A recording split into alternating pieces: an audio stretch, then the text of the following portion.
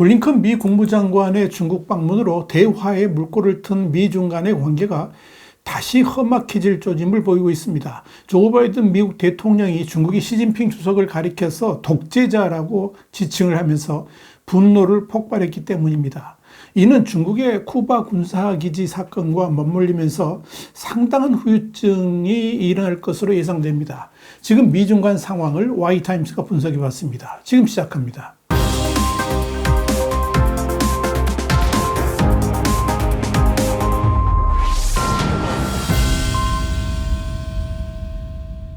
미국의 엑시오스는 현지 시간으로 20일 조 바이든 미국 대통령이 이 공개석상에서 시진핑 중국 국가주석을 독재자로 지칭했다라고 보도를 했습니다.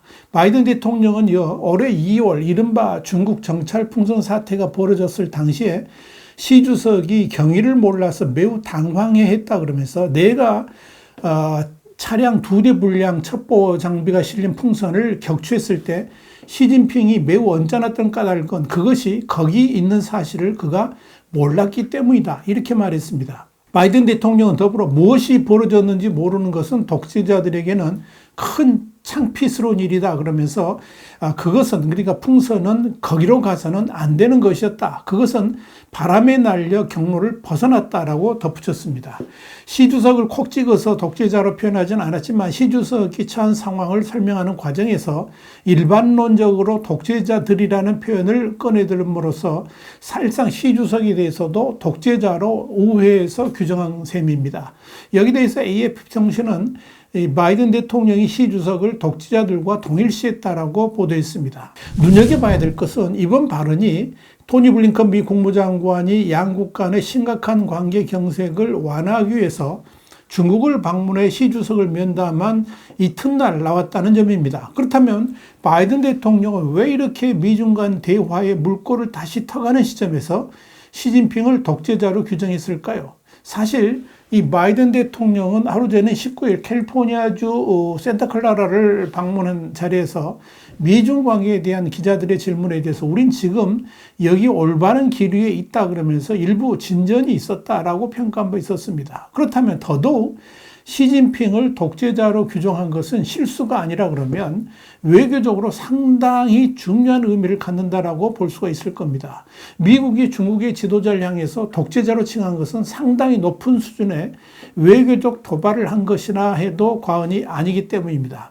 그렇다면 바이든 대통령 왜 그랬을까요? 여기에는 몇 가지 배경을 추론해 볼 수가 있습니다. 일단 블링컨 장관의 방중과 관련해 보면 중국의 태도에 대해서 바이든 대통령이 상당한 불만을 가지고 있다는 것이 보이지 않나 이렇게 분석됩니다. 이번 블링컨 장관의 방중을 통해서 미국은 중국의 디커플링이 아닌 디리스킹 정책을 펼칠 것임을 통보했고 그 디리스킹 정책이 앞으로 어떻게 펼쳐질 것인지에 대해서도 상세하게 설명했습니다. 그러면서 미국의 그런 정책을 포기하게 만드는 방법은 오직 중국이 세계 패권 장악의 꿈을 버리는 것 외에는 길이 없다는 점도 분명히 했습니다.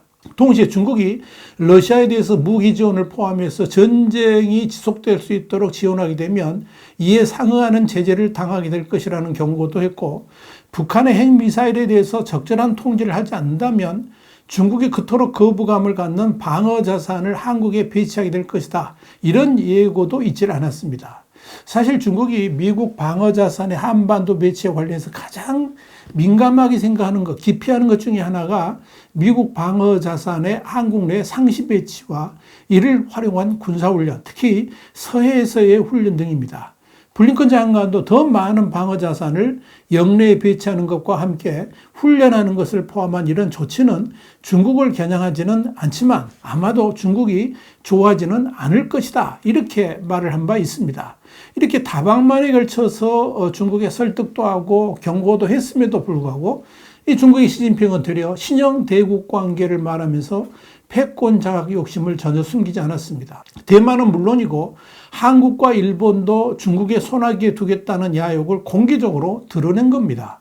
여기에 대해서 미국이 그대로 보고 있을 수가 없겠죠. 그래서 블링컨 장관도 중국과의 대화에서 있었던 일들을 기자들에게 상세히 설명을 하면서 미국의 국익을 위해서 중국에게 할 말을 다 했다라고 회담 결과를 평가했던 겁니다. 이날 회동에 배석한 니콜라스 본스 미국 대사도 블링컨 장관은 중국을 향해서 압박을 했다 그러면서 어느 것도 미국이 양보한 것은 없다라고 분명히 밝혔습니다.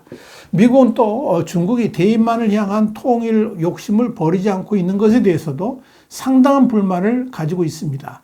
이번 블링컨 방중 당시에도 중국의 각 외교 라인에 바로 이 대만 문제에 대해서 엄중 경고를 했지만 중국은 대만 문제에 대해서 내정 간섭하지 말라면서 완강한 거부감을 보인 것으로 알려졌습니다. 이런 이유로 미중 간 군사 채널 복원을 중국이 거부한 거죠. 이는 대만을 앞세워서 대만을 미끼로 해서 군사적 도발을 계속하겠다는 것이고 때가 되면 전쟁도 불사하겠다는 의지를 재확인한 것입니다. 이런 일련의 중국 반응은 미국을 분노하게 만들기에 충분했습니다. 지금 이 시진핑이 있도록 계기를 만들어 주었던 바이든의 입장에서 중국의 이런 태도는 섭섭함을 넘어서 분노를 유발하기에 충분했던 것으로 판단됩니다. 이런 상황에서 미국을 분노하게 만든 또 하나의 사건이 일어났습니다. 미국 해안에서 불과 100마일, 그러니까 160km 거리인 쿠바에 도청기지를 운영 중인 중국이 합동 군사훈련 시설을 추가로 설치하는 방안을 쿠바 정부하고 협의를 했다. 이런 언론 보도가 나왔기 때문입니다. 월스트리트 저널이 현지 시간으로 20일 복수의 미 정부 전현직 당국자들 인용해서 독점 보도한 바에 따르면 최근 발간된 미 정보기관 기밀 보고서에 이런 내용이 담겼다는 겁니다. 그 보고서에는 쿠바 북부 해안에 그런 시설을 두는 방안 그리고 관련된 논의가 진전된 단계지만 결론이 나지는 않았음을 시사했다라고 전했습니다. 월스트리트 저널이 취재한 전현지 미 정부 관계자들은 중국과 쿠바가 새 군사훈련 시설 건립에 합의할 경우에 향후 중국 인민해방군이 쿠바에 주둔하는 결과로 이어질 수 있다라고 우려를 했습니다. 토니 블링컨 미 국무장관은 지난 12일 중국은 2019년 쿠바에 있는 정보 수집 시설을 업그레이드했다 그러면서 도청 시설 운영 의혹 관련 보도가 사실이라고 확인했지만 왕원빈 중국 외교부 대변인은 거짓은 진실일 수 없고 진실은 거짓일 수 없다 그러면서 이를 일축한 바 있습니다. 도청기지는 중국과 쿠바가 공동 운영하는 것으로 알려져 있는데요. 만약 쿠바에 군사기지가 들어선다면 미국을 향한 정보 수집 및 전자감청 활동이 더욱 활성화될 가능성이 있습니다. 일단 미국은 중국이 쿠바와 협의 중인 새 군사시설이 세계 곳곳에 군사기지와 군수보급 네트워크를 구축한다는 중국 인민해방군의 141 계획의 일부로 이해하고 있고요. 이 캄보디아의 중국 해군 전초기지 그리고 아랍에미레이트의 칼리파항 내의 중국군 시설, 아프리카 지부티의 중국군 기지 등이 141 계획과 관련된 시설들입니다만은 지금껏 서방권에는 이런 기지가 설치된 적이 없었다라고 월스트리트저널은 설명했습니다. 일부 정보기관 당국자는 중국 정부가 쿠바에 도청기지를 설치하고 군사훈련 시설 추가 건립을 추진하는 배경에는 대만을 둘러싼 미국과의 갈등이 있다라고 진단하기도 했습니다. 미국이 대만에 첨단 무기를 수출하고 군사훈련을 지원하는 등 행보를 보이는 데 대한 티포텐, 그러니까 맞받아치기식 대응일 수 있다는 겁니다.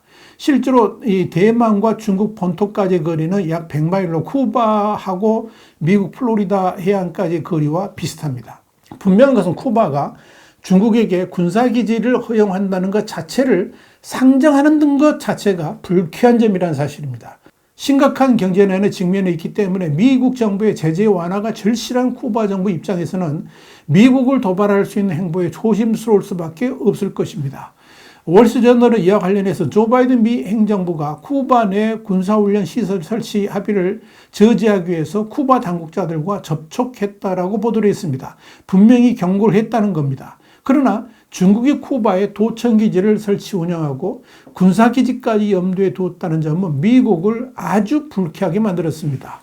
여기에 지난 2월에 스파이 풍선 사태까지 얹혀졌지만 중국은 이에 대해서 한 번도 사과를 하거나 잘못을 시인한 적이 없습니다. 오히려 적반하장격으로 미국의 사과를 요구하고 있습니다.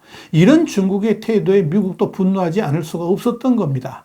사실 이번 블링컨 장관의 방중을 통해서 오는 11월 샌프란시스코에 열리는 아시아태평양 경제협력체 정상회의에서 시진핑 주석과 바이든 대통령이 정상회담을 개최하는 것에 대해서 중국의 의사타진을 했지만 여기에 대해서도 중국 측은 명확한 답변을 하지 않았습니다. 어쩌면 시진핑 주석이 이 바이든 대통령과의 대면 회담을 기피하고 있는 것인지도 모르겠습니다. 그렇다고 중국이 과연 대만을 볼모로 언제까지 무력시 또는 점령 가능성 카드를 들고 흔들지는 두고 봐야 됩니다. 지금 중국이 돌아가는 상황 자체가 그렇게 한가롭게 불장난하고 있을 때가 아니기 때문에 그렇습니다.